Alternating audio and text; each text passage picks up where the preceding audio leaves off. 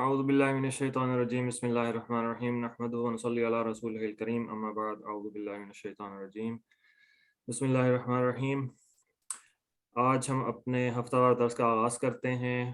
آج بروز اتوار 3 جولائی 2022 اور ہمارے آج کا درس ہوگا سورہ احزاب کا 9واں رکوع، آیت نمبر 69 سے لے کر 73 تک۔ تو میری مولانا خالد محمود صاحب سے گزارش ہے کہ وہ درس کا آغاز فرمائیں۔ اعوذ باللہ من الشیطان الرجیم بسم اللہ الرحمن الرحیم یا ایہا الذین آمنوا لا تکونوا کالذین آذوا موسیٰ فبرأہ اللہ مما قالوا وکان عند اللہ وجیہا یا ایہا الذین آمنوا اتقوا اللہ وقولوا قولا سدیدا یصلح لکم اعمالکم ویغفر لکم ذنوبکم ومن یطع اللہ ورسولہ فقد فاز فوزا عظیما۔ صدق اللہ العظیم وصدق رسولہ النبی الکریم۔ یا رب صل وسلم دائما ابدا ابدا ابدا علی حبیبک خیر الخلق کلہم۔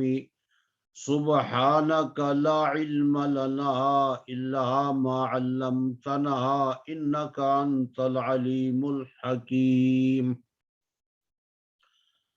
محترم مکرم بھائیو، السلام علیکم ورحمۃ اللہ وبرکاتہ۔ یہ سورہ الاحزاب 22ویں پارے کی آیات ہیں اور سورہ الاحزاب کا آخری رکوع ہے، اور اس کا پہلا حصہ میں نے آپ کے سامنے تلاوت کیا ہے۔ اللہ رب العالمین ارشاد فرماتے ہیں، یا ایھا الذین آمنوا، اے وہ لوگو جو ایمان لائے ہو، لا تکونوا، نہ ہو جاؤ، کالذین، مثل ان لوگوں کے، آذوا موسیٰ، جنہوں نے جناب موسیٰ کو اذیت دی، فبرأہ اللہ، پس بری کر دیا ان کو اللہ تعالی نے، مما قالوا، اس چیز سے جو انہوں نے کہی، وکان عند اللہ وجیہا، اور وہ اللہ کے پاس بہت برگزیدہ پیغمبر تھے۔ آپ جانتے ہیں کہ یہ پوری سورہ مبارکہ جو ہے، اس کے اندر رب تعالی نے اہل ایمان کو اس بات کی تعلیم دی تھی کہ اللہ کے پاک پیغمبر صلی اللہ علیہ وسلم کو کسی صورت جو ہے پریشان نہ کیا جائے، آپ کی عزت، آپ کا احترام جو ہے اس کو ہر لحاظ سے ملحوظ رکھا جائے۔ تو اس آج کی اس آیت کریمہ کے اندر بھی رب تعالی نے اسی بات کی تاکید کی ہے اہل ایمان کو۔ فرمایا، اے ایمان والو، تم ایسے نہ ہو جاؤ جس طرح وہ لوگ تھے جنہوں نے جناب موسیٰ علیہ السلام کو اذیت پہنچی۔ اب یہ بات جو اللہ رب العالمین نے ارشاد فرمائی ہے کہ تم ایسے نہ ہو جاؤ، یہ حفظ ما تقدم کے طور پر ہے، ورنہ اللہ کے پاک پیغمبر کے ماننے والے اور خصوصاً آپ کے صحابہ جو آپ کے مقدس دور کے اندر آپ کے جانثار اور فداکار مرد اور عورتیں موجود تھی، ان سے تو اس بات کا صادر ہونا کہ کوئی ایسی بات دانستہ طور پر جان بوجھ کر ہو جائے جس سے اللہ کے پاک پیغمبر کو ایذا اور تکلیف ہو، یہ ناممکن تھا، اس لیے کہ اس وقت کے اہل ایمان اور آج کے اہل ایمان تمام کے تمام اپنے پاک پیغمبر سے ٹوٹ کر محبت کرتے ہیں،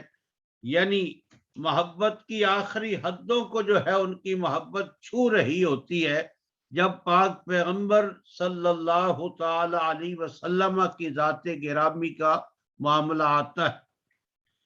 یہ آپ نے انڈیا کے اندر ابھی ابھی یہ واقعہ تازہ ہے اور بلکہ ہو رہا ہے، ایک خاتون نے جب اللہ کے پاک پیغمبر کی شان اقدس میں گستاخی کی تو پوری دنیا کے اہل ایمان جو ہے عرب اور عجم جو ہے اس ایک گستاخی پہ جو ہے وہ کھڑے ہو گئے، اور خصوصاً انڈیا کے مسلمان جو وہاں کمزور بھی ہے اور پھر ایک طرح وہ گورنمنٹ کے بڑے ستائے ہوئے بھی ہیں، اور ان کے حقوق کے سلسلہ میں نہ کوئی قانون ہے، نہ کوئی ضابطہ ہے، نہ کوئی اخلاق ہے، جس کو چاہتے ہیں وہ پکڑ لیتے۔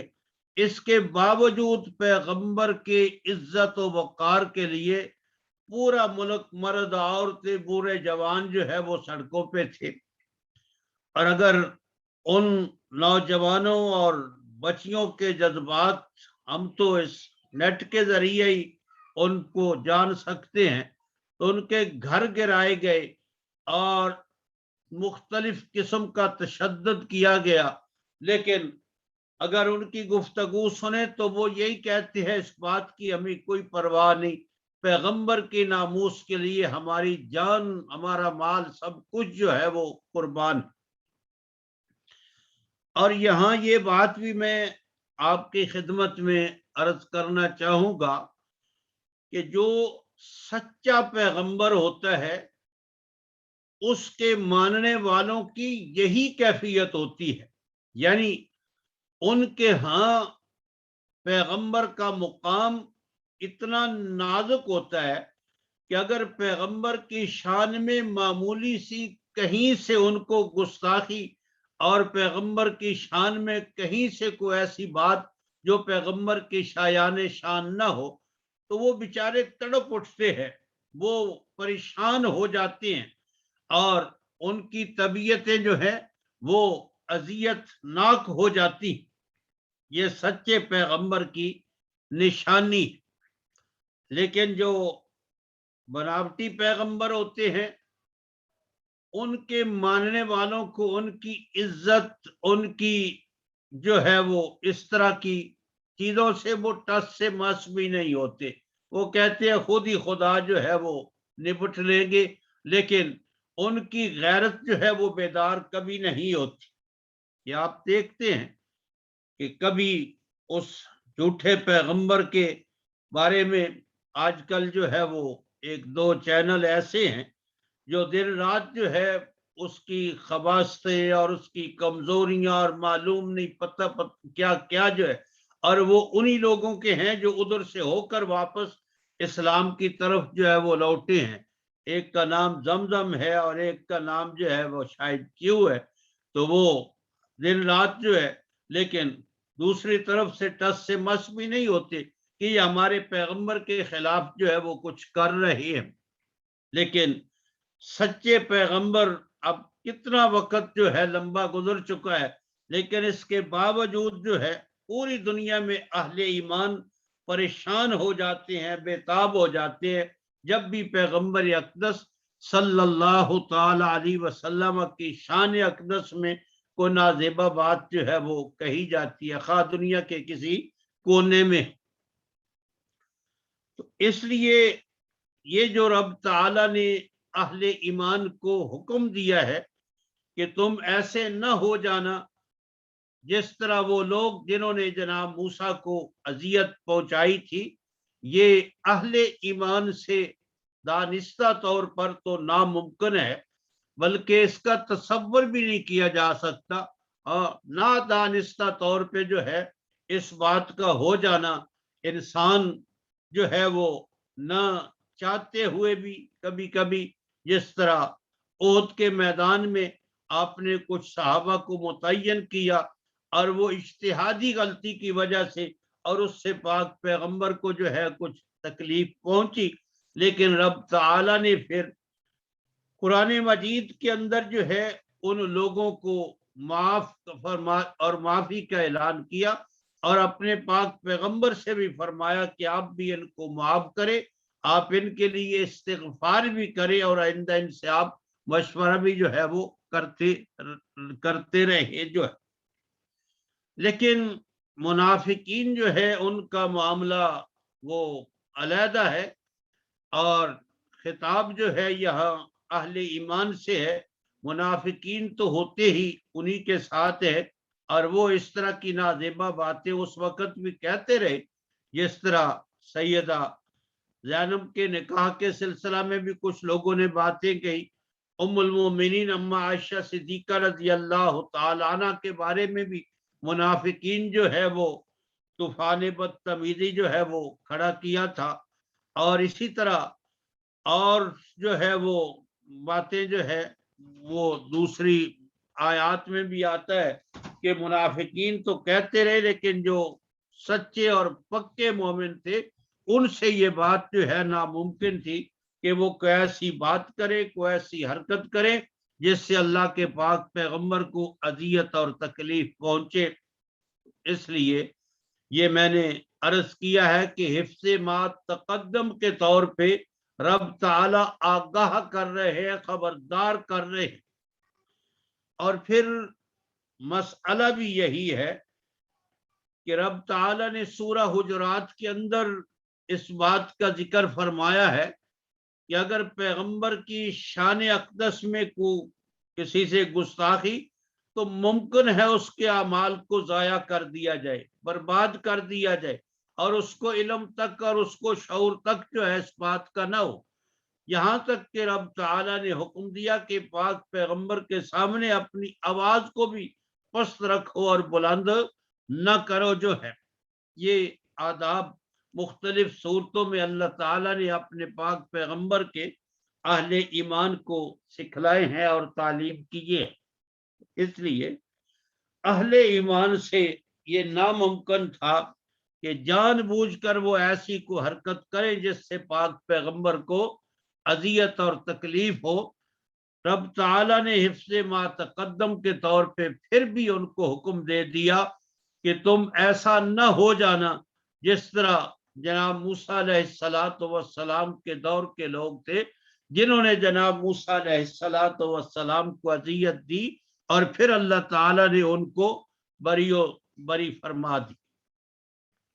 ये जनाब मूसा अलैहिस्सलातु वस्सलाम को जो अजियत वाली, तकलीफ वाली, परेशान करने वाली जो बात है, इसके बारे में बुखारी शरीफ के अंदर किताबुत तफसीर है और किताबुल अंबिया है, ये बाब है। इनके अंदर जो है एक हदीस आती है सैयदना अबू हुरैरा रज़ी अल्लाह तआला अन्हु, और ये हदीस मरफू हदीस है। मरफू हदीस का मतलब ये होता है कि सहाबी को ऐसी बात कहे जिस बात का मालूम होना बगैर वही इलाही के और बगैर पैगंबर के बताने के किसी को मालूम न हो सके, और वो बात, वो वाकया कोई सहाबी बयान करता है तो फिर उसको कहते हैं ये हदीस मरफू है। समझा जाता है कि ये जरूर बिजरूर सहाबी ने अल्लाह के रसूल से ही बात जो है वो सुनी होगी, वरना अल्लाह के रसूल की जाते गिरामी के बताए बगैर या अल्लाह के बताए बगैर जो है किसी और के इल्म में आने वाली ये चीज नहीं थी। और वो सहाबी बात करते हैं लेकिन पैगंबर की तरफ निस्बत नहीं कर, यानी पैगंबर से मुत्तसिल वो बात नहीं होती। इसको मरफू हदीस, तो ये एक मरफू हदीस है जो बुखारी शरीफ के अंदर किताबुल अंबिया और किताबुत तफसीर के अंदर जो है वो जिक्र हुई। यहाँ बतौर तमहीद के ये बुखारी शरीफ के अंदर जो हदीस है, ये वाक्य अर्ज करने से पहले एक बात मैं समझने के लिए आपकी खिदमत में अर्ज कर दूं। जो लोग दरिया और नहरों के किनारे में रहने वाले हैं, वो इस बात को अच्छी तरह जानते और समझते हैं। आजकल तो हालात काफी तब्दील हो चुके हैं। लोगों ने अपने घरों में जो है वो पानी का इंतजाम भी कर रखा है, टॉयलेट भी, बाथ भी, गुस्ल का इंतजाम भी, और ये कपड़े जो है धोने धाने का सारा कुछ जो है तकरीबन जो है हर बस्ती में ये जो है हो चुका है। लेकिन इससे कुछ अरसा पहले जब ये घरों में इंतजाम नहीं था, ना बात थे, ना घरों में पानी लाने का कोई इंतजाम था, वाटर सप्लाई जो है इसका भी कोई इंतजाम नहीं था, तो अक्सर व पेशतर लोग जो है वो नहर और दरियाओं के किनारे पे जो है वो गुस्ल भी करते थे, कपड़े भी धोते थे, और फिर वहां जो है ये तो देखा ये गया है कि वहां लोग फिर पर्दे का एहतराम नहीं करते थे। एक तरफ खवातीन बैठकर जो है वो दरिया के किनारे होती तो जरा मर्दों से दूर थी, लेकिन खुले आम जो है वो गुस्ल भी कर रही होती थी, कपड़े भी धो रही होती थी। इसी तरह मर्द जो है वो इकट्ठे नहा भी रहे होते थे, और फिर अगर दरिया को पार करना है तो इकट्ठे जो है वो लिबास उतार कर जो है वो पार भी कर रहे होते थे। आज के दौर में तो ये बात जरा अचंबा मालूम होती है, लेकिन इससे कुछ अरसा पहले जो है यही हाल लोगों का था। मैंने खुद जो है ये देखा है। तो जब जनाब मूसा अलैहिस्सलातु वस्सलाम का दौर था तो वहां भी करीब वो दरियाए नील था, जिसका जिक्र पहले सूरा कसस में भी गुजरा है। तो वहां भी लोगों का यही हाल था, यानी नंग धड़ंग होकर दरिया के किनारे इकट्ठे गुस्ल करना, और फिर इस चीज की कोई जो है वो लिहाज नहीं करते थे कि ये पर्दे का, और फिर इस तरह। तो अल्लाह के पाक पैगंबर, हर पैगंबर जो है वो आला दर्जे का हयादार होता है, और वो अपना सतर जो है वो किसी के सामने नहीं खोलते पैगंबर। तो जनाब मूसा अलैहिस्सलातु वस्सलाम दूर दराज जाकर जो है पर्दे के अंदर गुस्ल फरमाते, और हर पैगंबर कज़ाए हाजत के लिए भी इसी तरह पर्दे का खास जो है वो एहतमाम करते हैं। तो जब कौम ने देखा कि सारी कौम तो ये इकट्ठे ही नहाते हैं, इकट्ठे ही लिबास उतारते हैं, और फिर ये सारा मामला चलता है, लेकिन जनाब मूसा अलैहिस्सलातु वस्सलाम खास तौर पे इसका एहतमाम करते हैं कि मुझे कोई न देख ले कि मैं बेलिबास हूं, और दूर दराज जाकर जो है वो गुस्ल फरमाते हैं। तो उन्होंने ये प्रोपोगंडा शुरू कर दिया कि हो सकता है कि जनाब मूसा अलैहिस्सलातु वस्सलाम को कोई बीमारी हो, और कोई ऐसा मर्ज हो जिस्म के ऊपर ये बरस के दाग हो, जो लोगों के सामने जाहिर नहीं करना चाहते, छुपाना चाहते हैं। तो जब ये प्रोपोगंडा उनका आम हुआ, तो मैं ये बुखारी शरीफ की हदीस की बात, किताब तफसीर और किताबुल अंबिया, इनके दोनों बाबों के अंदर ये हदीस मौजूद है। तो एक दफा गुस्ल के लिए तशरीफ ले गए, और अपना लिबास उतार कर कहीं करीब पत्थर पे रखा, लेकिन जब आप गुस्ल से फारुग हुए तो वो अपने लिबास की तरफ बढ़े तो वो पत्थर आपके लिबास को लेकर भाग निकला, और आप उसके पीछे जो है, और वो वहां जाकर ठहरा जहां कुछ लोग बनी इसराइल के जो है वो मौजूद थे। तो वहां जनाब मूसा अलैहिस्सलातु वस्सलाम ने जो है वो लिबास पहना, और उन लोगों ने आपके वजूद अक़दस को देखा, ताकि ये बात जाहिर हो जाए कि जनाब मूसा अलैहिस्सलातु वस्सलाम को कोई बीमारी ऐसी नहीं है जिसकी वजह से आप बापर्दा होकर लोगों से अलहदा होकर गुस्ल फरमाते हैं, बल्कि ये पैगंबर के हया का जो है मामला है। बारकैफ ये मैंने हवाला आपके सामने अर्ज कर दिया है। اور اس کے ساتھ جو ہے ایک اور واقعہ بھی، وہ بھی حدیث پاک کے اندر آتا ہے۔ قارون جو آپ کی برادری کا آدمی تھا، بنی اسرائیل میں سے تھا، بلکہ بعض مفسرین نے یوں بھی لکھا ہے کہ آپ کا کزن تھا، بالکل قریبی تھا، لیکن وہ فرعون کے ساتھ ملا ہوا تھا۔ لیکن فرعون کے ساتھ ملنے کی وجہ سے مال و دولت جو ہے اس کے پاس بہت زیادہ تھا۔ سورہ القصص میں اس کا ذکر گزر چکا ہے کہ ایک پوری جماعت اس کے خزانوں کی چابیوں کو سنبھالنے پہ جو ہے وہ متعین تھی، لیکن وہ ہر لحاظ سے فرعون کے ساتھ تھا، اور جناب موسیٰ علیہ السلام کو ضد کرنے کی جو ہے وہ کوشش جو ہے وہ کرتا رہتا تھا۔ تو جناب موسیٰ علیہ السلام اعلیٰ اخلاق کی، ہر پیغمبر ہی اعلیٰ اخلاق کی تعلیم دیتا ہے، ذرا سے جھوٹ سے بچنے کی جو ہے۔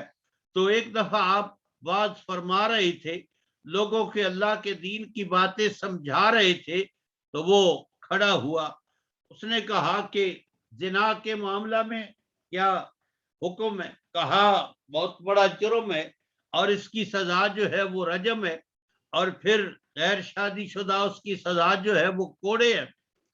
تو پھر اس نے دوسرا سوال کہا کہ اگر آپ سے یہ برا کام سرزد ہو جائے تو پھر آپ کی بھی یہی سزا؟ کہا آپ میری بھی یہی۔ تو پھر ایک عورت کو، فاحش عورت کو تیار کیا ہوا تھا، اور پھر اس کو سامنے لایا، اور اس نے آ کر کہا کہ جناب موسیٰ نے میرے ساتھ۔ تو جناب موسیٰ علیہ السلام حیران ہوئے، پریشان ہوئے، اور یہ بھی بہت بڑی اذیت کی بات تھی، تکلیف کی بات تھی۔ اور پھر آپ نے اس عورت سے کہا کہ میں تجھے اللہ کی قسم دیتا ہوں کہ سچ سچ جو ہے وہ کہے۔ اس وقت اللہ تعالیٰ نے اس کی زبان پہ سچ جاری کر دیا، اور وہ قارون جو ہے وہ وہ جو ہے ذلیل و خوار ہوا، اور اس کی بات جو ہے وہ جھوٹی ہو گئی۔ تو یہ ایک اور واقعہ جو ہے وہ تفاسیر کے اندر ذکر کیا گیا ہے کہ جب جناب ہارون علیہ السلام کا انتقال ہوا، تو اس قوم نے یہ مشہور کر دیا کہ موسیٰ نے تو جو ہے وہ ان کو قتل کر دیا ہے۔ تو اللہ تعالیٰ نے اس سے بھی جناب موسیٰ علیہ السلام کو بری کیا۔ تو یہ اس قسم کے جو ہے وہ واقعات۔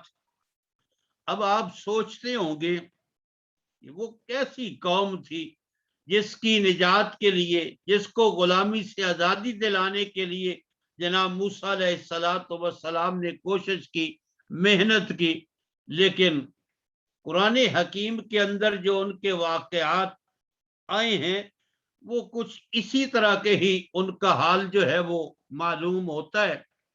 جناب موسیٰ طور پہ گئے اور پیچھے سے بچڑے کو اپنا معبود بنا لیا، یعنی اس طرح کے ان کے مطالبات جو بالکل ہی ناشائستہ تھے، اور بالکل ہی جو جناب موسیٰ کی شایان شان نہیں تھے، وہ ان سے جو ہے وہ ہوتے رہتے تھے۔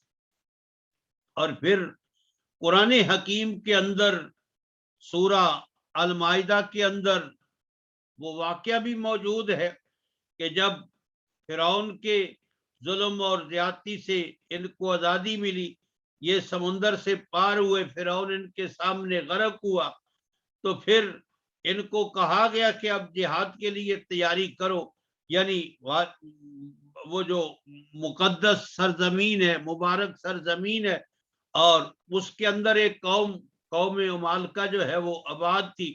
تو انہوں نے کہا وہ تو بڑے زبردست ہے، وہ بڑے طاقتور ہے، تو ہم تو کمزور آدمی ہیں۔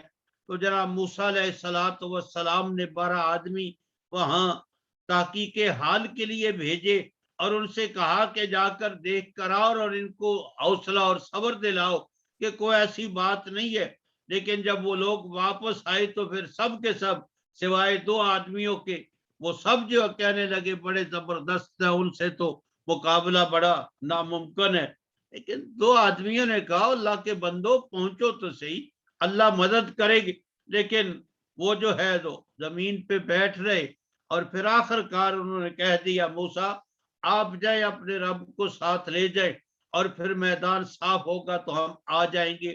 وہاں جناب موسیٰ علیہ السلام نے بڑی عاجزی اور زاری کے ساتھ یہ بات اللہ رب العالمین کے سامنے عرض کی، میرے اللہ، میں تو اپنی جان اور اپنے بھائی کی جان کا مالک ہوں، یا اللہ یہ قوم تو بات سنتی اور مانتی نہیں ہے، اب میرے اور ان کے درمیان جو ہے وہ تفریق کر دے۔ تو یہ اس قوم کی ایسی باتیں تھیں، لیکن حاشا وکلا حضرت محمد الرسول اللہ صلی اللہ تعالی علیہ وسلم کے ماننے والوں کا نہ آج یہ حال تھا، نہ آپ کے دور مقدس میں یہ حال تھا، وہ تو آپ کے اشاروں پہ اپنی جان قربان کرنے والے لوگ تھے۔ آپ سے دل و جان سے لوگ محبت بھی کرتے ہیں، آپ کا احترام بھی کرتے ہیں، اور محبت کی آخری حدوں کو آپ کی محبت جو ہے وہ چھو رہی ہوتی ہے۔ تو رب تعالیٰ نے فرمایا، اے ایمان والو، تم ایسے نہ ہو جانا جیسے وہ لوگ تھے جنہوں نے جناب موسیٰ علیہ السلام کو پریشان کیا تھا، اذیت اور تکلیف دی تھی۔ اللہ تعالیٰ نے پھر ان تمام چیزوں سے جو کہہ رہے تھے جناب موسیٰ علیہ السلام کے بارے میں، جناب موسیٰ کو بری فرما دیا تھا۔ اور وَقَانَ عِندَ اللَّهِ وَجِيهًا، اور جناب موسیٰ اللہ کے نزدیک، اللہ کے پاس بہت برگزیدہ پیغمبر تھے۔ یہاں رب تعالیٰ نے جناب موسیٰ علیہ السلام کے ذات گرامی کے بارے میں فرمایا کہ وہ وجی تھے۔ وجی کا معنی مفسرین نے مختلف انداز میں جو ہے وہ ذکر کیا ہے، یعنی ہر پیغمبر جو ہے حسب و نسب کے لحاظ سے وہ اس خاندان میں تشریف لے آتا ہے جو اس وقت سب سے اعلیٰ اور عرفہ قسم کا خاندان جو ہے وہ ہوتا ہے۔ جس طرح آخری پاک پیغمبر نے فرمایا، اللہ نے جو تمام دنیا میں اعلیٰ خاندان قریش، اور پھر قریش میں پھر وہ جو دوسرے بنو ہاشم، پھر وہ خاندان تھا، اللہ تعالیٰ نے مجھے وہاں جو ہے مبعوث کیا ہے۔ اور پھر جسمانی طور پہ ہر پیغمبر کو اللہ تعالیٰ ایسی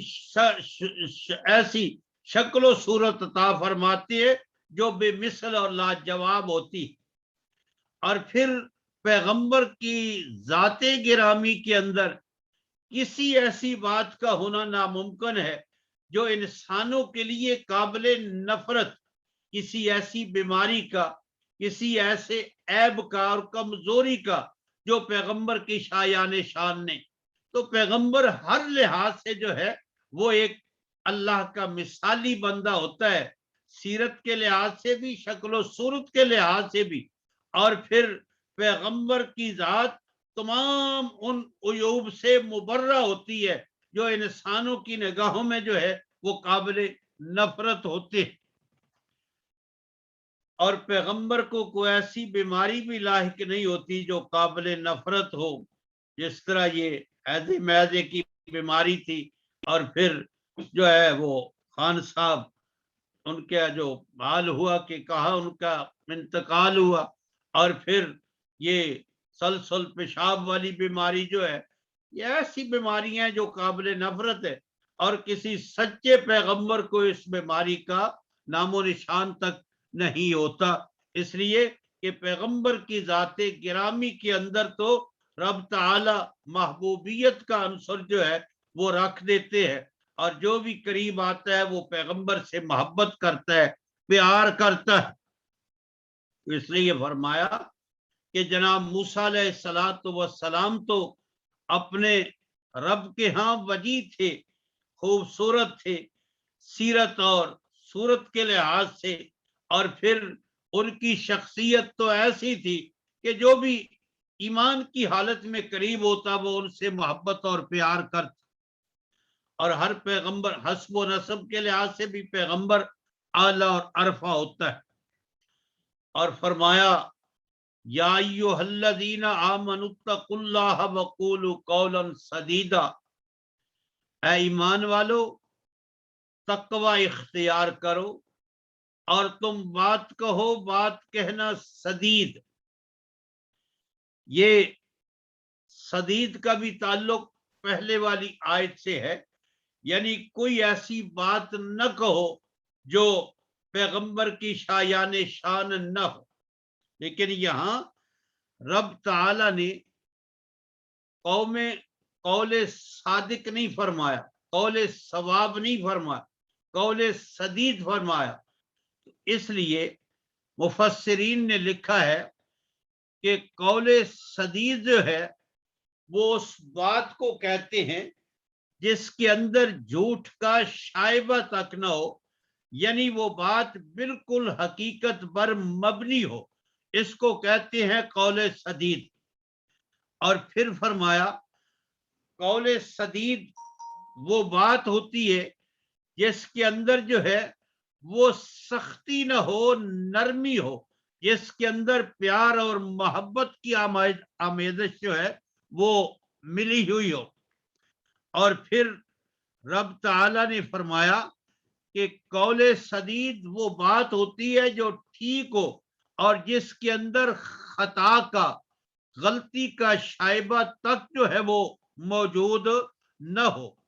اور پھر قول سدید وہ بات ہوتی ہے جو صواب ہو، جس کے اندر مذاق اور ٹھٹھے کی کوئی بات جو ہے وہ قریب بھی نہ ہو، بالکل صحیح اور سیدھی بات جو ہے اس کو کہتے ہیں قول سدید.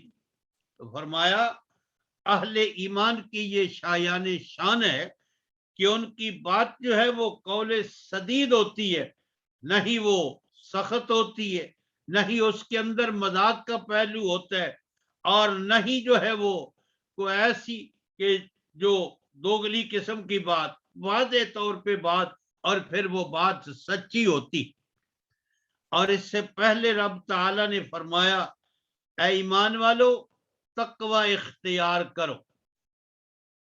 یہ تقوی جو ہے نا یہ عربی زبان کا لفظ ہے، لیکن بعض الفاظ جو عربی لغت کے ہیں وہ ہماری زبان میں آ کر ان کا معنی بالکل تبدیل ہو جاتا ہے، اور ان کو دوسری زبان جو پنجابی اور اردو زبان ہے اس میں ہم اس مفہوم میں لیتے ہی نہیں ہے جو اس کا اصلی مفہوم ہوتا ہے. مثال کے طور پہ عربی زبان میں مکر کا لفظ ہے. اب مکر کا جو لفظ ہے عربی زبان میں اس کا معنی ہوتا ہے مکرا اے دبرا، یعنی کسی معاملے کی تدبیر کرنا، کسی معاملے کے بارے میں سوچ و بچار، غور و فکر کرنا، کوئی منصوبہ بنانا جو ہے خواہ اچھا ہو خواہ برا ہو. دبرا خفیہ تدبیر کر، جس طرح وہ مکر و مکر اللہ، انہوں نے بھی تدبیر کی اور اللہ تعالی نے ان کی تدبیر کے مقابلہ میں تدبیر کی، یعنی پاک پیغمبر کو بچانے. لیکن ہماری پنجابی زبان میں، اردو زبان میں جو آدمی گیا گزرا ہو، چلاک ہو، دھوکے باز ہو، تو ہم کہتے ہیں یہ بڑا بھائی مکار آدمی ہے. حالانکہ عربی لغت میں مکر کا معنی تدبیر کرنا ہوتا ہے، یہ ہیر پھیر والی بات اس میں نہیں ہوتی. اسی طرح تقوی کا معنی ہم عام طور پہ کرتے ہیں پرہیزگار. یہ پرہیزگار جو ہے یہ فارسی کا لفظ ہے، یہ عربی کا لفظ نہیں ہے. اور پھر فارسی کا لفظ بھی جب ہماری زبان میں آتا ہے تو پھر اس کا معنی بالکل اس کا مصداق تبدیل ہو جاتا ہے. مثال کے طور پہ ایک آدمی حلال کمانے والا ہے اور لوگوں سے حسن سلوک کرنے والا ہے، لوگوں کی خدمت کرنے والا ہے، اور پھر نماز روزے کا پابند ہے، اور اس کے اندر یہ ساری اچھی صفات موجود ہیں، لیکن وہ کسی قبر کے ساتھ اس کی نسبت نہیں ہے، کسی گدی کے ساتھ اس کی نسبت نہیں ہے، تو کوئی معاشرے میں اس کو یہ نہیں سمجھتا کہ یہ آدمی بھی پرہیزگار ہے، یہ متقی ہے. اس کو یہی سمجھتے ہیں بس نمازی آدمی ہے، اچھا آدمی ہے. لیکن ایک آدمی کسی سفید قبر پہ بیٹھ جائے اور دنیا جہان کا وہ لفنگا آدمی ہو، ہر قسم کی خرابیاں اس کے اندر موجود ہوں. جس طرح آئے دن ہم سنتے رہتے ہیں جی, اور پھر جب وہ خرابی کرتے ہیں تو پھر کہتے ہیں یہ جعلی پیر تھا جی, یہ جعلی آدمی بنا ہوا تھا. بھائی پہلے سے سوچنا تھا کہ یہ نہ نماز ہے نہ روزہ ہے اور نہ ہی اس کے اندر کوئی اور انسانوں والی بات ہے, تو پھر اس کے قریب جو ہے اور پھر اپنی عزتیں اس کے سامنے کیوں ہم نے جو ہے وہ پیش کی ہیں, اور جب عزت لٹ جاتی ہے تو پھر کہتے ہیں جی یہ جعلی تھا. لیکن میرے بھائیوں, اگر آج کے اس دور میں وہ جو اللہ کے نیکوکار بندے تھے ان کی عزت و عظمت کو سلام ہے اور ان کی وقار کو سلام, ان کے وقار کو سلام ہے, لیکن ان کے بعد جو لوگ بیٹھ گئے اور وہ کچھ بھی نہیں ہے, جاہل قسم کے ہیں, انہوں نے کتے شکاری اور پھر اس قسم کے جو ہے لوگ ان کو سمجھتے ہیں جی یہ بڑے پونچے ہوئے ہیں, پھر ان کے ہاتھ بھی چومتے ہیں, مال بھی لوٹاتے ہیں, عزتیں بھی برباد کرتے ہیں. تو یہ ہمارے یہاں پرہیزگاری اور تقوی کا معیار بن چکا ہے. حالانکہ تقوی کا یہ معیار نہیں ہے. تقوی کا معنی ہوتا ہے اللہ کی ہر نافرمانی سے اپنے آپ کو بچانا اور اللہ کے جو بھی احکام ہے ان کی تعمیل کرنا, ان کی پیروی کرنا, ان پہ عمل کرنا جو ہے یہ وقار یقین سے ہے. تو تقوی کا معنی تو جس طرح جناب رسول اللہ صلی اللہ تعالی علیہ وسلم نے فرمایا کہ جو تاجر کاروبار کرتا ہے امانت داری کے ساتھ, سچائی کے ساتھ, دیانت کے ساتھ, وہ تو معاشر میں انبیاء اور صلحاء کے ساتھ اس کو اٹھایا جائے گا. حالانکہ وہ اچھا تاجر ہے, اس کو ہم یہ نہیں کہتے کہ یہ بھی متقی ہے, کہتے بس اچھا کام کرنے والا ہے. اور اسی طرح ذمہ دار ہے جو کسی کا حق نہیں مارتا, کسی کی آڑیاں جو ہے وہ نہیں اکھیڑتا, اور اپنی حق حلال کی محنت کر کے جو ہے, تو اللہ کے پاک پیغمبر صلی اللہ تعالی علیہ وسلم نے فرمایا کہ اس کی کمائی سے جتنے جانور یعنی پرند چرند کیڑیاں تک جو کھاتی ہیں وہ سب اس کے لیے صدقہ ہے. اب اتنا صدقہ خیرات کرنے والا یہ جو گدی پہ بیٹھا ہوا یہ کیسے ہو سکتا ہے؟ اس کے لیے تو ناممکن ہے. لیکن آپ نے یہ بھی فرمایا القاسب حبیب اللہ, جو مزدوری کرتا ہے خون پسینے میں لت پت ہو کر وہ اللہ کا دوست ہے. اس لیے تقوی کا معنی یہ ہے کہ اللہ کی نافرمانی سے اپنے آپ کو بچانا اور جو اللہ کے اوامر ہے ان پہ عمل کرنا, یعنی اطاعت الہیہ کا نام جو ہے یہ تقوی ہے. اور تقوی کا جو کم از کم سب سے چھوٹا درجہ ہے وہ یہ ہے کہ اپنے آپ کو کفر اور شرک سے, بدعات سے جو ہے وہ بچا کے رکھنا جو ہے. تو اس سے پہلے رب تعالی نے تقوی کا حکم دیا اور پھر قول سدید کا جو ہے وہ حکم ارشاد فرمایا. اس لیے تقوی جو ہے اس کے بہت سے اقسام ہیں, یعنی تقوی کے بہت سے منازل ہیں, اور پھر رب تعالی نے ان تقوی کی اقسام میں سے ایک قسم اور تقوی کی جو بہت سی منازل ہے ان میں سے ایک منزل اس کا رب تعالی نے اہل ایمان کو حکم دے دیا کہ تم تقوی اختیار کرو, لیکن خاص کر کے قول سدید کا خاص کر کے لحاظ کرو. قول سدید سچی بات. اب قول سدید آپ جانتے ہیں کہ یہ زبان کا فعل ہے, سچ بولنا, سچ کہنا, حق بات کہنا جو ہے یہ زبان کا عمل ہے. اور یہ زبان نبی اکرم صلی اللہ تعالی علیہ وسلم نے فرمایا کہ جو آدمی مجھے دو چیزوں کی ضمانت دے دے, ایک وہ جو اس کے دو جپڑوں کے درمیان یعنی زبان ہے, اور ایک وہ جو دو اس کے دو رانوں کے درمیان ہے یعنی شرمگاہ, ان کی حفاظت کرے گا تو میں اس کے لیے جنت کا ضامن. اور پھر ایک مقام پر جناب رسول اللہ صلی اللہ تعالی علیہ وسلم نے اپنی زبان اقدس کو پکڑ کر 3 مرتبہ فرمایا اس کو روکے رکھو روکے رکھو روکے رکھو. تو صحابہ نے عرض کہ یا رسول اللہ کیا اس زبان کی وجہ سے بھی آدمی کو نقصان ہوتا ہے؟ تو آپ نے فرمایا میں نے معراج شریف کی رات بہت سے لوگوں کو دیکھا ہے جہنم میں جاتے ہوئے جو اس زبان کے کاٹنے کی وجہ سے جہنم میں جا رہے تھے. اس لیے تقوی اس کی ایک اعلیٰ قسم جو ہے زبان کی حفاظت وہ قول سدید کی صورت میں رب تعالیٰ نے اپنے بندوں کے سامنے رکھی کہ زبان کی حفاظت کرو تو پھر انشاءاللہ تقوی کی تمام منازل تمہارے لیے طے کرنا آسان ہو جائے گا. ویسے وہ حدیث آپ نے سنی ہوگی مطالعہ کیا ہوگا. ایک نوجوان جناب رسول اللہ صلی اللہ تعالی علیہ وسلم کی خدمت اقدس میں حاضر ہوا. عرض کیا اللہ کے رسول میں ایمان تو لانا چاہتا ہوں لیکن کچھ ایسی غلطیاں ہیں جن کو میں چھوڑ نہیں سکتا. آپ نے فرمایا کون سی؟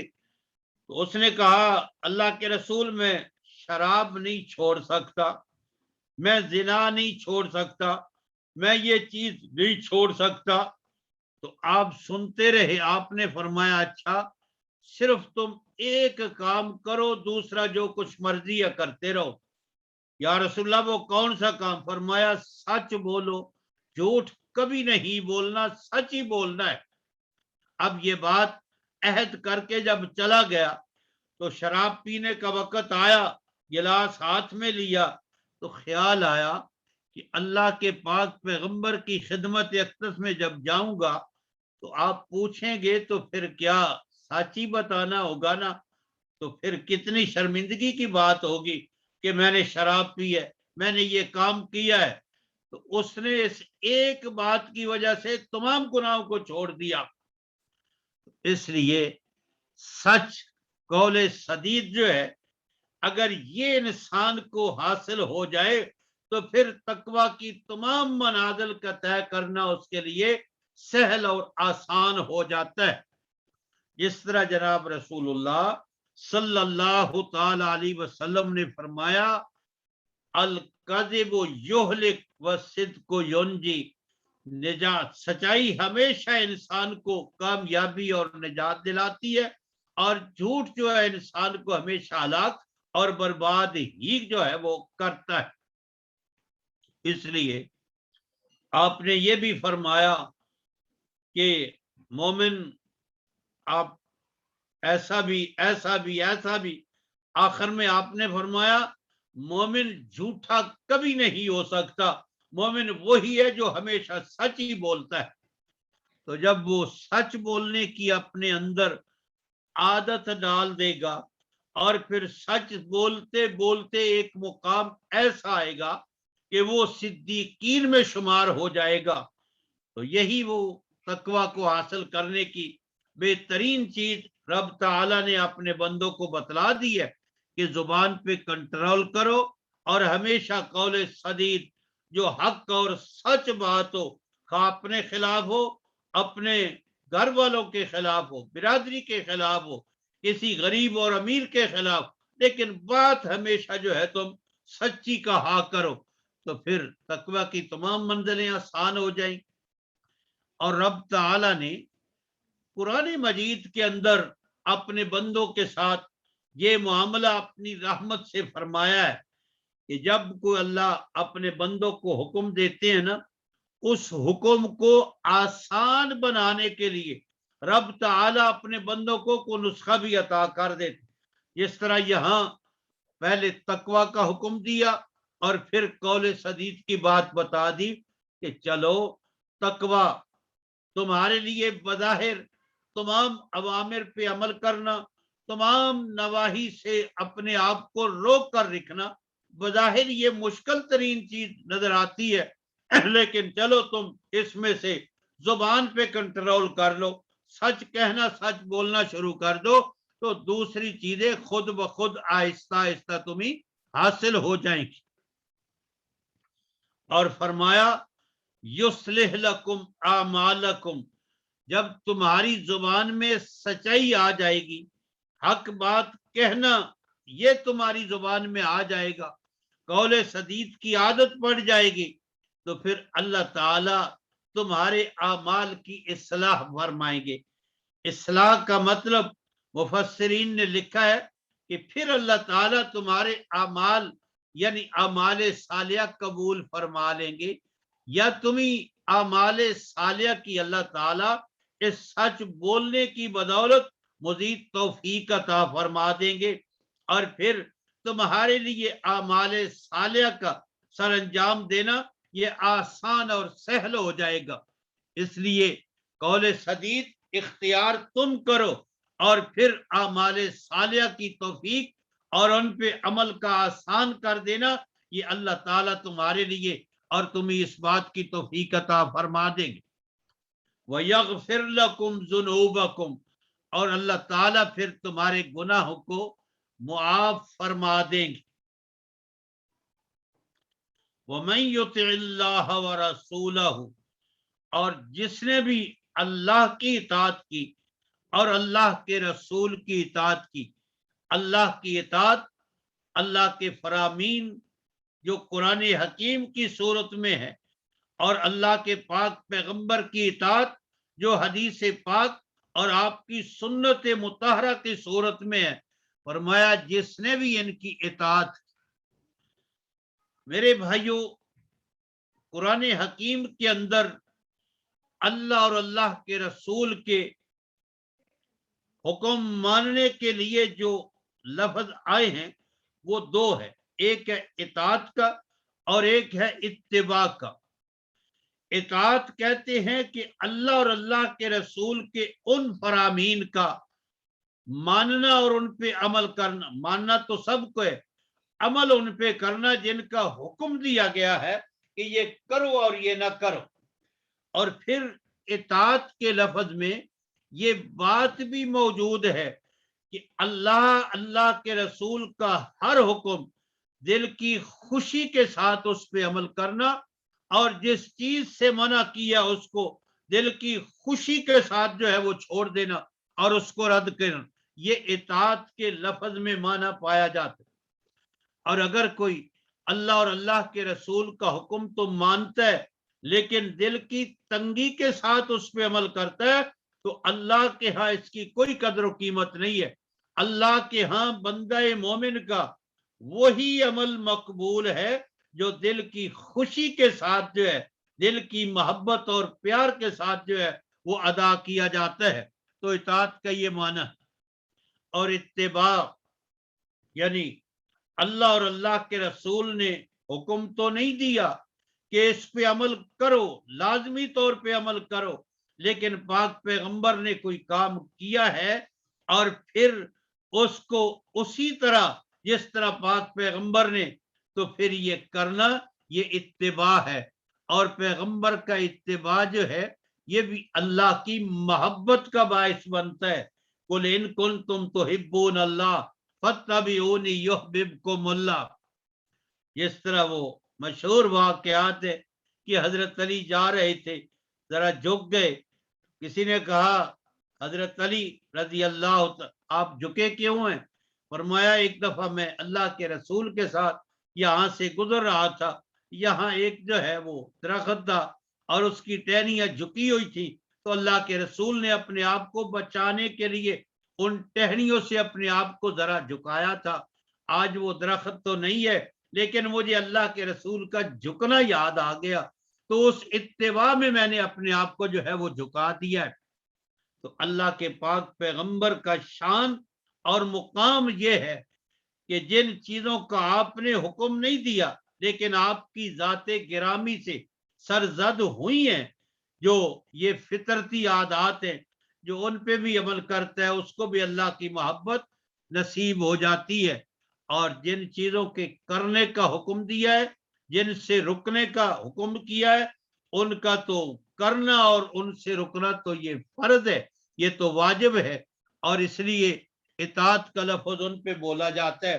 تو فرمایا جو بھی اللہ اور اللہ کے رسول کی اطاعت کرے گا فقد فاز فوزا عظیما، یقیناً اس کو وہ کامیابی حاصل ہوگی جو سب سے بڑی کامیابی، یعنی کامیابی کا دار و مدار وہ اللہ اور اللہ کے رسول کی اطاعت میں ہے، قول سدید میں ہے، اعمال صالحہ کی توفیق کے ملنے پہ ہے، اور پیغمبر کی عزت و احترام کرنے میں ہے، اور ہر اس چیز سے بچنے میں ہے جس سے پیغمبر کو اذیت ہوتی۔ تو یہ ان آیات کا مختصراً جو میرے ذہن میں خاکہ تھا میں نے آپ بھائیوں کے سامنے عرض کر دیا ہے، اور یہ آگے والی آیت ذرا مشکل تھی اس لیے میں نے اس کو چھوڑ دیا ہے کہ ذرا تفصیل کے ساتھ اس پہ انشاءاللہ آئندہ زندگی رہی تو پھر گفتگو کریں گے۔ اللہ تعالیٰ آپ سب بھائیوں کا، سب اہل ایمان کا، خصوصاً جہاں مظلوم اہل ایمان ہے، اللہ اپنی رحمت سے ان کا حامی و ناصر آپ ہی بن جائے۔ وما توفیقی الا باللہ علیہ توکلت و الیہ۔ جزاک اللہ خیر، بہت بہت شکریہ مولانا۔ جو آخری 2 آیات ہیں ان کو آپ اگلی دفعہ دیکھیں گے نا؟ انشاءاللہ آئندہ جی انشاءاللہ اس کا ٹھیک ہے، بہت شکریہ، جزاک اللہ خیر۔ آج کے درس کے حوالے سے اگر کسی بھائی کے ذہن میں کوئی سوال ہو تو وہ زوم میں ہاتھ کھڑا کرنے کا جو آپشن ہے اس کا استعمال کر کے سوال پوچھ سکتے ہیں۔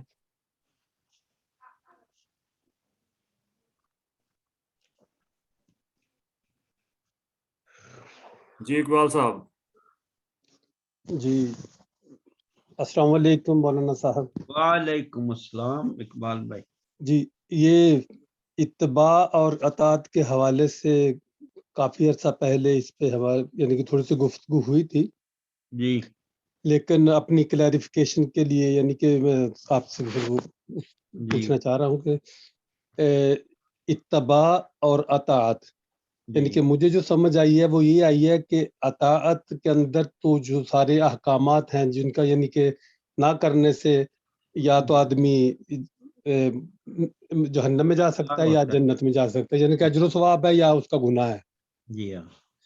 اور اتباع کے اندر ایک پہلو اطاعت کا ہے اور ایک پہلو آپ کی عادات کا ہے، اختیار کہہ لیں جی۔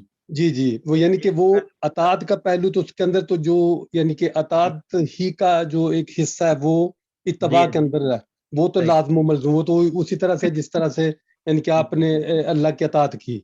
جی ہاں جی ہاں۔ اور دوسرا آپ کی عادات کا، آپ کے یعنی کہ کچھ ذاتی افعال ہیں جو آپ عادات، تو ان کے اندر اگر آدمی اس کو اختیار نہیں کرتے، ایک تو ہے کہ وہ اتباع فرض کے اندر وہ والی نہیں ہے، بلکہ اگر آپ کریں تو آپ کی محبت، جس طرح سے آپ نے بتایا کہ اللہ کی محبت آپ کے اس کو نزدیک پہنچتے ہیں آپ، لیکن وہ لازمی قرار نہیں دیا گیا کہ ان کو آپ نے مست کرنا، نہ کرنے سے آپ کو گناہ ہوگا۔ صحیح ہے، ایسے ہی ہے، ٹھیک۔ جی ہاں بالکل جی جزاک اللہ۔ جی ریاض صاحب آپ کا سوال ہے؟ جی ریاض بھائی اپنا مائک آن کر لیں۔ السلام علیکم ورحمۃ اللہ مولانا محترم۔ وعلیکم السلام ورحمۃ اللہ۔ مولانا جیسا کہ آپ نے وہ انڈیا کے میں جو خواتین ہیں جو حرمت رسول پہ گستاخی اس نے کی ہے، تمام اہل ایمان کا پوری دنیا میں دل دکھا ہے، تو میرا اس سلسلے میں یہ سوال ہے کہ وہ تو انڈیا میں تو اپنی استطاعت کے سے بڑھ کر بھی وہ اپنا احتجاج ریکارڈ کرا رہے ہیں، یا ان پہ جو اپنے ظلم اور ستم جو ہے نا وہ سہ رہے ہیں۔ ہم یہاں یورپ میں رہتے ہیں تو یقیناً تکلیف اور دکھ تو ہمیں بھی ہے اور ہونا بھی چاہیے۔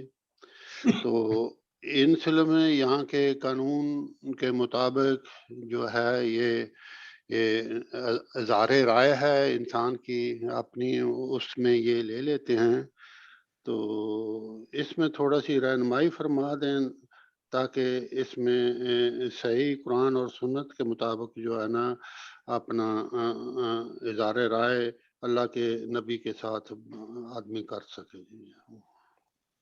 دیکھیے جی، پہلے بھی جب کوئی ایسا معاملہ ہوا تو اہل ایمان نے احتجاج کیا، احتجاج ہی کر سکتے ہیں. آج بھی وہ انڈیا کے معاملے میں جو ہے وہ انڈیا ایمبیسی لندن جو ہے وہاں احتجاج اہل ایمان کر رہے ہیں. میں نے بھی جانا تھا لیکن میں آج اس درد کی وجہ سے پھر رک گیا. یہاں سے ایک کوچ جو ہے وہ گئی ہے احتجاج کے لیے جو ہے، یعنی یہی ممکن ہے ہمارے لیے جو کر رہے ہیں. تو باقی پیغمبر کی جو محبت ہے اس کی وجہ سے قرآن تو ہر اہل ایمان کے دل میں جو ہے وہ موجود ہے. احتجاج ہی ہو سکتا ہے. اور پہلے جب یہ ہوا تھا ڈنمارک میں تو اس وقت جو ہے خرم مراد مرحوم کی ایک چھوٹی سی کتاب ہے سیرت پہ، وہ ہزاروں کی تعداد میں ہم نے جو ہے وہ تقسیم کی تھی ان غیر مسلم میں، اس کا بڑا فائدہ ہوا تھا. یہ بھی ایک انداز ہو سکتا ہے کہ پیغمبر کی سیرت جو ہے وہ، جس طرح آج کل بعض ہندو جو ہے وہ بھی پیغمبر کی سیرت کی بات بڑی خوبصورت جو ہے وہ کر رہے ہیں.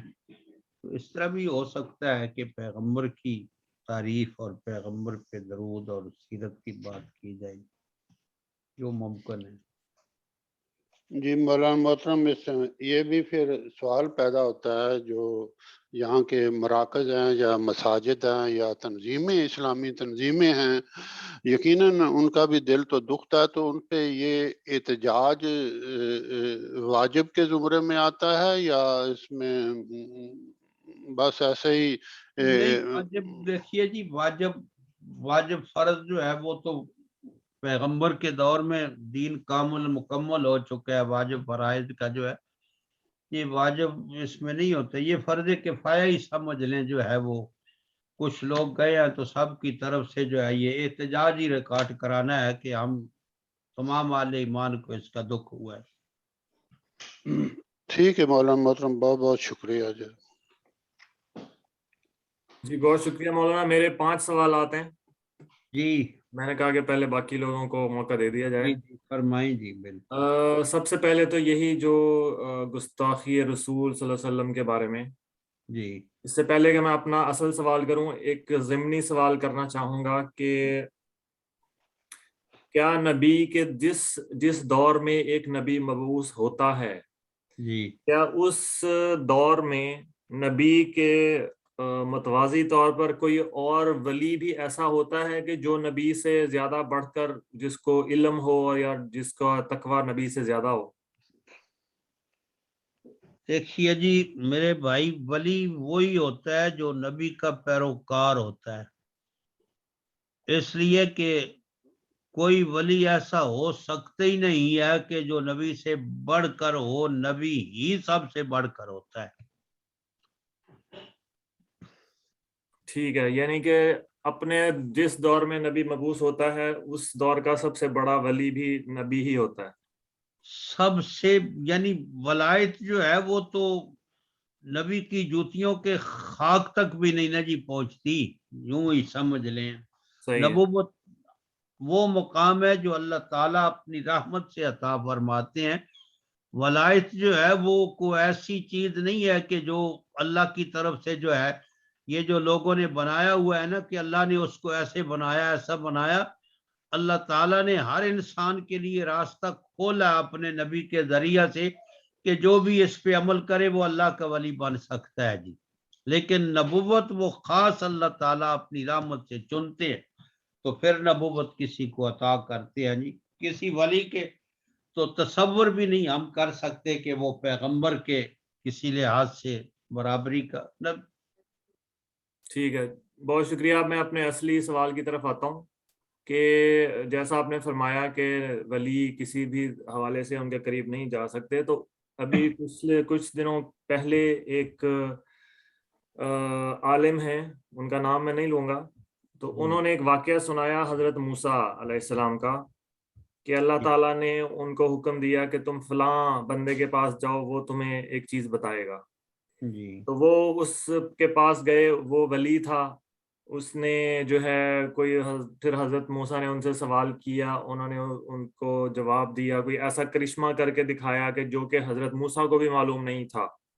جی تو اس سے پھر حضرت موسیٰ کو کوئی سبق حاصل ہوا, تو اللہ تعالیٰ نے, تو انہوں نے پھر اللہ تعالیٰ سے پوچھا کہ جو ہے اس کا کیا مطلب ہے. انہوں نے کہا کہ میں نے اپنے جو برگزیدہ بندہ تھا اس کے ذریعے بس تمہیں میں نے ایک سبق سکھانا تھا. تو اب اس نقطہ نظر سے دیکھا جائے تو سب سے پہلے تو وہی بات کہ یعنی کہ اس ولی کا جو علم تھا وہ نبی سے بھی زیادہ تھا, اور دوسرے نمبر پر جو اس کا جو مرتبہ ہے وہ اس واقعے کی بنیاد پر نبی سے بھی بڑھ کر ہو گیا, کیونکہ اگر ایک ولی نے نبی کو علم دینا ہے, اس کو چیزیں سکھانی ہیں, تو پھر نبی کی کیا حیثیت ہے, اس کا کیا مرتبہ ہے. اور یہ جو چیز ہے, یہ جو واقعہ ہے, کیا یہ بھی گستاخی کے زمرے میں آتا ہے؟ کیونکہ مجھے اس کا جہاں تک میرا خیال ہے, جو کہہ لیں کہ یعنی کہ میری چھٹی حص کہتی ہے کہ یہ واقعہ من گھڑت ہو سکتا ہے. نہیں, یہ واقعہ موجود ہے سورہ الکہف کے اندر جی, جو آپ نے کہا ہے, فرمایا وہ والا واقعہ نہیں, وہ کوئی اور واقعہ کہہ رہے تھے, یہ والا نہیں واقعہ. اور واقعہ جی, وہ کوئی اور واقعہ ہے. اور واقعہ میرے علم میں نہیں ہے جی, یہی ایک واقعہ ہے.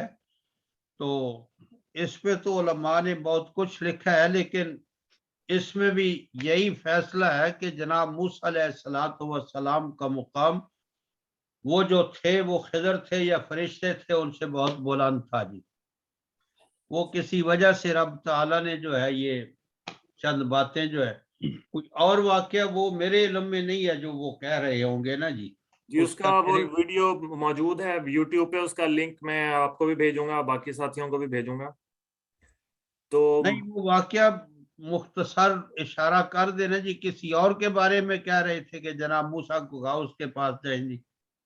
جی اسی طرح کا مجھے پوری طرح یاد نہیں ہے, بس اس کا تھوڑا سا ہلکا سا جو ہے نا ذہن میں ہے, وہ میں دوبارہ دیکھوں گا, وہ آپ کو بھی پھر انشاءاللہ بتا دوں نہیں, گا. آپ اس کو ذرا سمجھ لینا جی, اگر یہی سورہ کہف والا واقعہ ہے تو پھر اس پہ تو تفصیل کے ساتھ بات ہو سکتی. یہ تو قرآن مجید کے اندر جو ہے نا وہ جی وہ موجود. قرآن مجید والا واقعہ تو بالکل واضح ہے, وہ واقعہ کوئی اور ہے, وہ یہ والا نہیں ہے.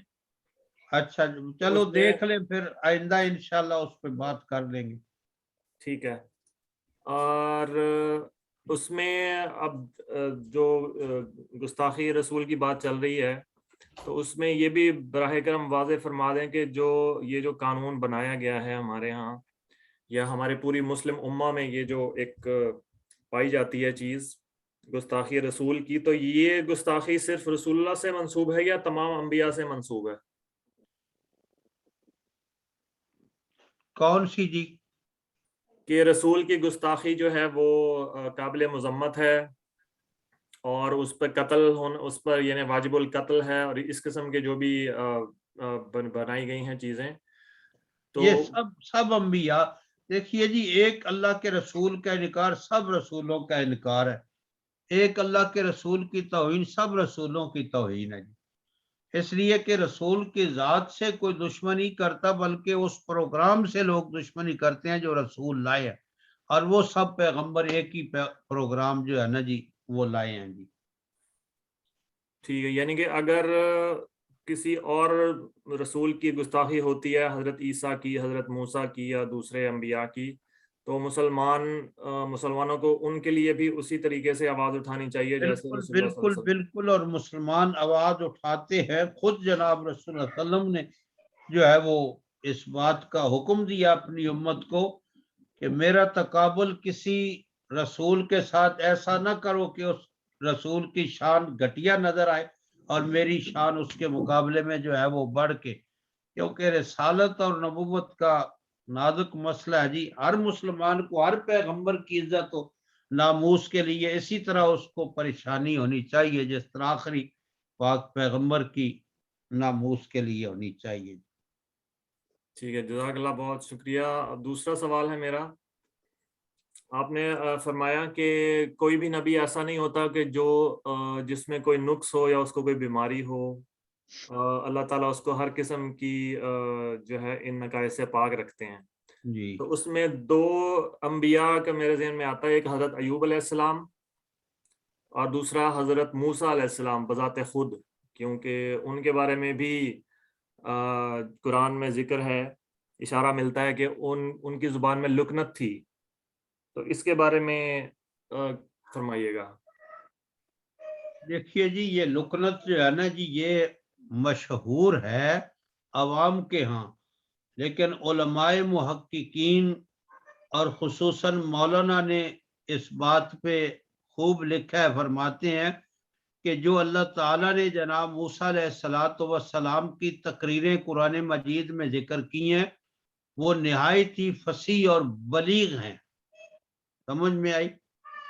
اس لیے جناب موسیٰ علیہ السلام کی زبان میں کوئی لکنت نہیں تھی، بلکہ پیغمبر کی شایان شان سے جو ہے یہ چیز مطابقت ہی نہیں رکھتی کہ اللہ تعالیٰ نے ایک ہستی کو قوم کی ہدایت کے لیے، قوم کو سمجھانے کے لیے، اور اس کی زبان میں جو ہے وہ لکنت موجود ہو. یہ سب جو ہے بنی بنائی باتیں ہیں، لکنت نہیں. اس اور بارے میں دوسری مولانا بات جی، معذرت چاہتا ہوں، آپ کی بات کاٹ رہا ہوں. ایک قرآن کی آیت بھی ہے جس میں فرعون کا قول ہے، جس میں فرعون نے یہ کہا ہے کہ اس کو تو صحیح طرح بولنا بھی نہیں آتا. جی فرعون کا وہ قول ہے، لیکن وہ قول جو ہے نا، یہ وہ سامنے رکھ کر جو مفسرین نے اس کا معنی اور تفسیر کیا نا جی، وہ یہ نہیں ہے. وہ تو فرعون کا قول ہے نا جی، اللہ کا قول تو نہیں ہے نا، یا جناب موسیٰ کا قول تو نہیں ہے نا جی. فرعون تو شاعر بھی کہتا تھا، مجنون بھی کہتا تھا، اور بھی پتہ نہیں کیا کیا کچھ کہتا تھا جی. وہ تو یہ ایسی باتیں کرتا تھا. باقی جناب موسیٰ علیہ السلام کے جو ارشادات فرمودات قرآن مجید میں رب تعالیٰ نے ذکر کی ہے، وہ نہایت ہی فصیح اور بلیغ ہیں. اس میں کوئی ایسی بات جو ہے وہ لکنت والی نہیں ہے. اور وہ جو قصہ اور کہانی بنا ہوا ہے کہ وہ انگارہ تھا اور پھر وہ موتی تھا اور پھر جناب موسیٰ، وہ بھی ایسا ہی ہے. اس لیے ایسی بات نہیں ہے جی. تو اس پہ جو ہے وہ بات جو ہے وہ انشاءاللہ وہ کر لیں گے. میں اس کو دیکھ لوں گا، میں آئندہ وضاحت کر دوں گا کہ اس کا کیا مطلب ہے جو فرعون کا قول ہے اس کا جی، یا جناب موسیٰ کی جو دعا ہے اس کا کیا جو ہے وہ قول ہے، وہ دیکھ لیں. باقی جو آپ نے سیدنا ایوب علیہ السلام کا ذکر کیا ہے، ان کو بیماری تھی، اس میں کوئی شک نہیں ہے، لیکن کوئی ایسی بیماری نہیں تھی جو قابل نفرت. اب کسی کو بخار ہونا یہ ایک عام سی بیماری ہے، سر کا درد ہونا عام سی بیماری ہے، لیکن وہ ایسی بیماری نہیں تھی کہ جس سے جو ہے وہ لوگ گھن کرتے ہوں یا نفرت کرتے ہوں اور پھر قریب نہ آتے ہوں. جس طرح یہ کوڑ کی بیماری ہے یا اس طرح کچھ اور جو ہے وہ بیماریاں ہیں، یہ فالج کا ہو جانا اور جسم کا جو ہے وہ بگڑ جانا، ٹیڑھا ہو جانا، کوئی ایسی بیماری نہیں تھی. تو ان کو بیماری تھی کیا؟ کون سی بیماری تھی؟ دیکھیے جن چیزوں کا اللہ تعالیٰ نے ذکر نہیں نہ جی کیا، اب ان کے پیچھے اگر کوئی انسان پڑتا ہے تو وہ غلطی کر سکتا ہے. یہی محققین مفسرین فرماتے ہیں جس کو اللہ تعالیٰ نے مبہم رکھا ہے تم بھی اس کو مبہم ہی رہنے دو. لیکن ان کو بیماری تھی، انہوں نے اللہ سے دعا کی، اللہ تعالیٰ نے اس بیماری کو دور فرما دیا ہے. لیکن یہ جو لوگوں نے قصے کہانیاں بنائے ہوئے ہیں، ان کے جسم میں جو کیڑے پڑ گئے، یہ سب ایسے جھوٹ موٹ ہے، اس کی کوئی حقیقت نہیں ہے. ٹھیک ہے جی. کیونکہ یہ بھی کہا جاتا ہے کہ وہ پتہ نہیں 40 سال تک اس بیماری میں، پتہ نہیں کتنے سال تک وہ مبتلا رہے. یہ بھی غلط ہے. یہ مدت بھی نہ حدیث میں ہے جی، نہ قرآن کے اندر ہے. یہ مدت بھی اس کا ذکر موجود نہیں ہے جی. جی ٹھیک ہے، بہت شکریہ، جزاک اللہ خیر.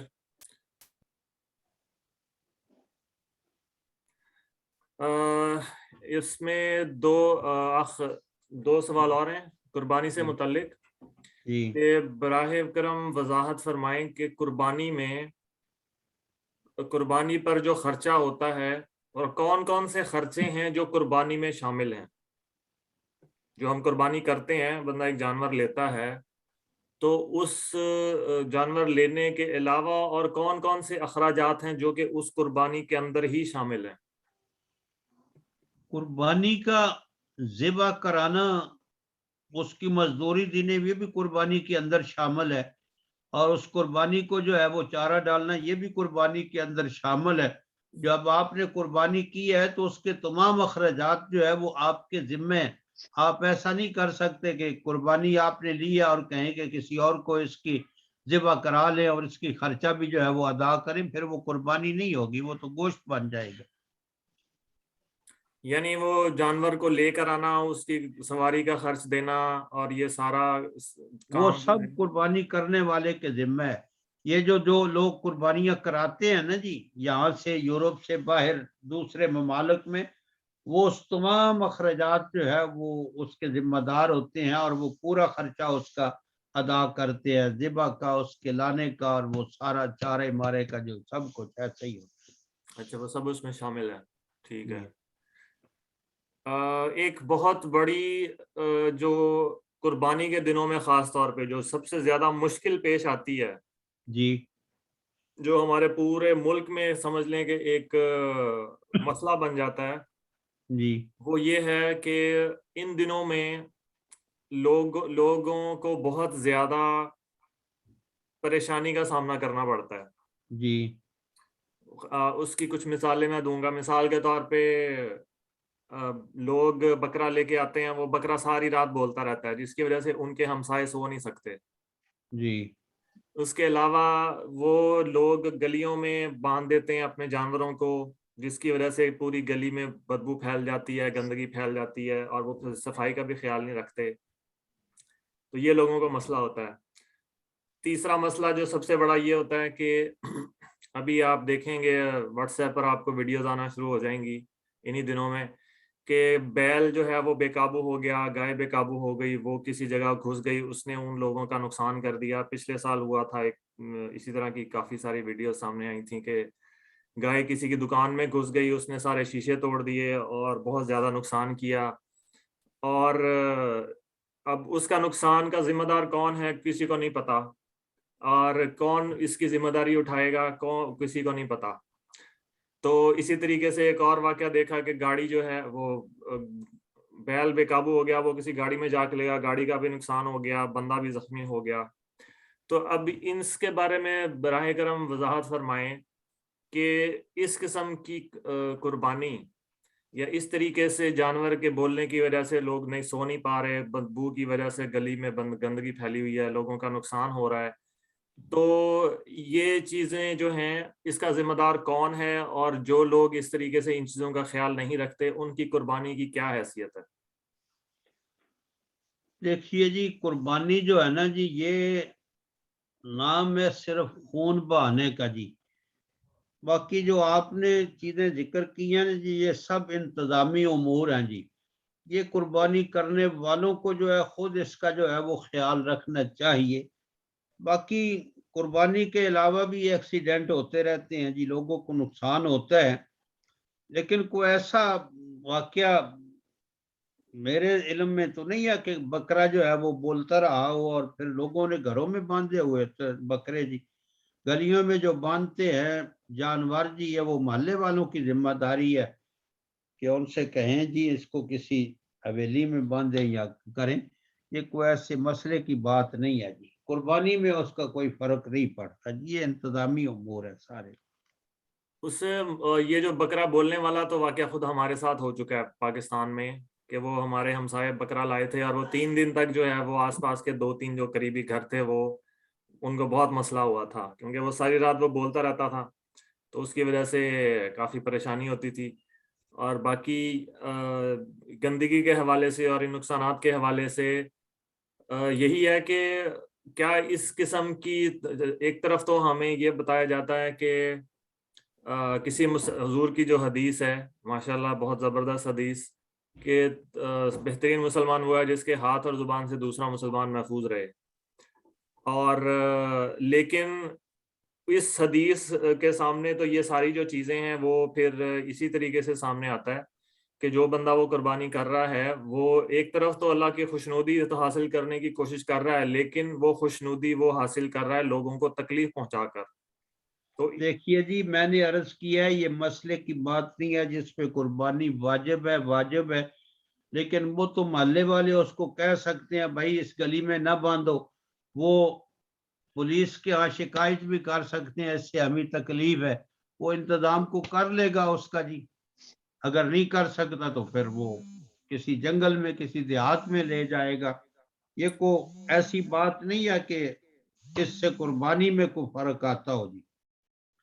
یہ ایک الگ مسئلہ ہے کہ اس سے لوگوں کو تکلیف ہوتی ہے، محلے والے اس کو کہہ سکتے ہیں جن کو تکلیف ہے بھائی اس کو سنبھالو. سنبھالنا اس کا کام ہے جس نے قربانی کرنی ہے جی، یہ اس کی ذمہ داری ہے جس طرح بھی وہ کرے. تو مختصراً یہ مولانا جو میں سمجھا ہوں آپ کی بات سے کہ اس کو کوئی گناہ نہیں ہوگا. کس کا جی؟ جو وہ اس کی وجہ سے جو لوگوں کو تکلیف لوگوں ہو کو رہی ہے تکلیف دیتا ہے تو اس کا الگ گناہ ہوگا، لیکن اس کی قربانی پہ کوئی اثر کو فرق نہیں پڑے گا. قربانی کا اس میں کوئی گناہ نہیں ہے. میرا جو مقصد ہے سوال کرنے کا وہ یہی ہے کہ کیا ہمارے لیے ایسا عمل کرنا، اللہ تعالیٰ کی خوشنودی اس طریقے سے حاصل کرنا جس سے لوگوں کو تکلیف ہو، کیا ایسی خوشنودی حاصل کرنا کہاں تک مناسب ہے؟ دیکھیے میرے بھائی، میں نے عرض کیا ہے کہ متبادل لوگ انتظام کر سکتے ہیں، ہوتا بھی ہے. یہ ان محلے والوں کی کمزوری ہے جو تکلیف برداشت کرتے ہیں لیکن اس کو کہتے نہیں ہیں جی. اگر وہ کہیں تو وہ آگے پیچھے انتظام کر سکتا ہے اپنی قربانی کا، کرے یا نہ کرے یہ اس کی ذمہ داری ہے. جی اب بالکل، شرعی آپ طور کی پہ بات اس میں درست ہے. کوئی حکم نہیں لگایا جا سکتا کہ اس طرح لوگوں کو تکلیف ہوتی ہے تو وہ قربانی نہ کرے. اس لیے کہ اسی محلے میں کوئی غریب غربا ہوتے ہیں، وہ چاہتے ہیں کہ بس یہ قربانی کرے، کسی صورت میں قربانی کرے، ہمیں گوشت جو ہے وہ ملے. تو خاص کر کے آج کے اس دور میں تو جتنی مہنگائی ہے، بہت مشکل سے بڑے بڑے لوگوں نے گوشت کھانا چھوڑ دیا ہے. قربانی ہی ایک صورت ہے کہ ان کو کچھ مل جائے. جی بالکل، میں اصل میں جس نقطے پر بار بار زور دے رہا ہوں اور تھوڑا سا شاید وہ باقی ساتھیوں کو بھی اس سے الجھن ہو رہی ہو، میں جس کے لیے معذرت خواہ ہوں. میرا جو نقطہ ہے وہ یہی ہے کہ اگر اس کو محلے دار اس کو کہیں گے تو پھر وہ اس کا خیال کرے گا، کیا اس کو خود اس چیز کا خیال نہیں کرنا چاہیے؟ کیا ہمارے جو علماء ہیں، ہمارا جو دینی طبقہ ہے جو قربانی پر بہت زیادہ زور دیتے ہیں، ترغیب دیتے ہیں، کیا ان کو یہ بھی ساتھ نہیں بتانا چاہیے کہ جو بندہ قربانی کر رہا ہے اس کو ان چیزوں کا بھی خیال رکھنا ہے اپنے ہمسایوں کے حوالے سے اور اپنے دیگر جو اس کے؟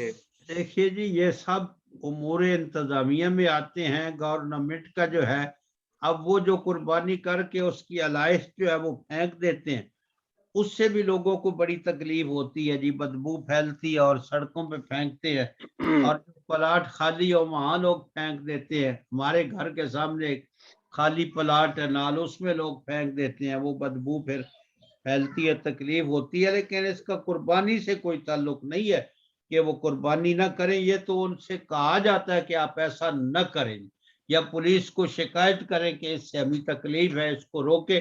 پھر وہ چاہے تو کرے چاہے تو نہ کرے، اس کی مرضی ہے جی. جی ٹھیک ہے، بہت شکریہ، جزاک اللہ خیر مولانا. جی سلیم بھائی، آپ کا سوال ہے. السلام علیکم مولانا صاحب. مولانا صاحب میرا سوال جی میرا سوال یہ ہے کہ پاکستان میں تو ہم جو قربانی کرتے ہیں تو ہم وہ کھال کو جو ہے وہ کسی تنظیم کو دے دیتے ہیں، یا تو ادھر اس کا کیا کر سکتے ہیں ہم؟ چلیں کھال تو وہ شناخت رائے رکھ لیتی ہے اگر خود قربانی کرتے ہیں، جو سری ہے اس کا ہم کیا کر سکتے ہیں؟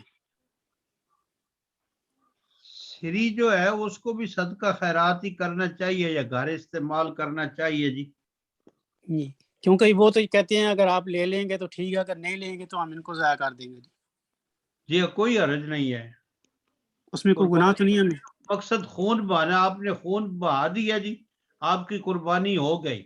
جی ٹھیک ہے، جزاکم اللہ. ٹھیک ہے، یعنی کہ یہاں جو لوگ قربانی کرواتے ہیں وہ کافی ساری چیزیں یہاں پر وہ نہیں ان کو دی جاتی، تو وہ اگر ضائع بھی ہو جاتی ہیں تو اس سے کوئی مسئلہ نہیں ہے. جی نہیں، کوئی مسئلہ نہیں ہے. جی ٹھیک ہے، بہت شکریہ، جزاک اللہ خیر. مزید اور کوئی سوال نہیں ہے میرے خیال سے، کسی کا ہاتھ نظر نہیں آ رہا. تو ہم مولانا خالد محمود صاحب کا بہت شکریہ ادا کرتے ہیں کہ انہوں نے ہمارے لیے وقت نکالا. جزاک اللہ، شکریہ. سے دعا ہے کہ جو کہا سنا ہو اس کو قبول فرمائیں. جزاک اللہ خیر مولانا، بہت بہت شکریہ. شکریہ جناب.